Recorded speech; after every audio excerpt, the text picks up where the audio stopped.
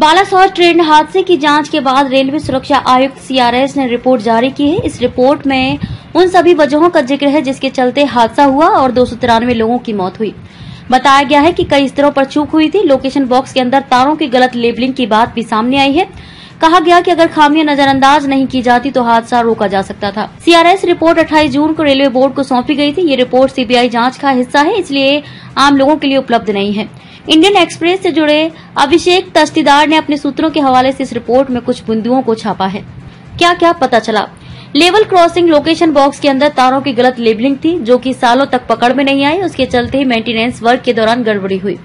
हादसे के लिए मुख्य तौर पर सिग्नलिंग कंट्रोल सिस्टम की गड़बड़ी का पता लगने पर विफल रहने के लिए स्टेशन मास्टर का नाम भी रिपोर्ट में लिखा गया है। सीनियर रेलवे बोर्ड अधिकारी ने बताया कि प्रोटोकॉल है कि जब भी किसी एसेट का मेंटेनेंस किया जाता है तो संबंधित इंजीनियर स्टाफ के साथ साथ परिचालन स्टाफ भी ट्रेन की सुरक्षा के लिए जिम्मेदार होता है, चाहे वो सिग्नलिंग से संबंधित। साइट पर सिग्नलिंग स्टाफ ने बताया कि हादसे वाले दिन लेवल क्रॉसिंग पर इलेक्ट्रिक लिफ्टिंग बैरियर रिप्लेस करते समय टर्मिनल पर गलत लेवलिंग के चलते गड़बड़ी हुई। उन्होंने कि ट्रेन को एक ट्रैक से दूसरे ट्रैक तक ले जाने वाले पॉइंट के सर्किट को पहले ही शिफ्ट कर दिया गया था। जिस लोकेशन बॉक्स पर सारे तार जुड़े हुए थे उसमें गलत लेबलिंग हुई थी, जिसके चलते गलत फंक्शन इंडिकेट हो रहे थे।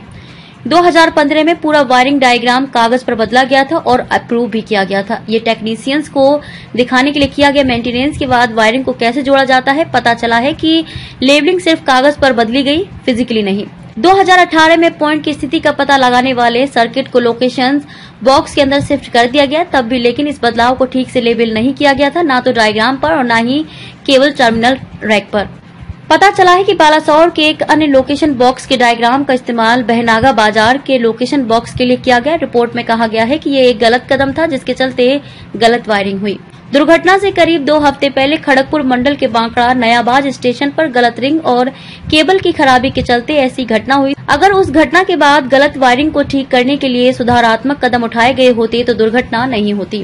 रिपोर्ट में ये भी कहा गया कि कोरोमंडल एक्सप्रेस में मेन लाइन के लिए ग्रीन सिग्नल था, लेकिन पॉइंट या ट्रेन की डायरेक्शन डिसाइड करने वाला सिस्टम गलत तरीके से लूप लाइन की ओर इशारा करता रहा, जिससे दुर्घटना हुई।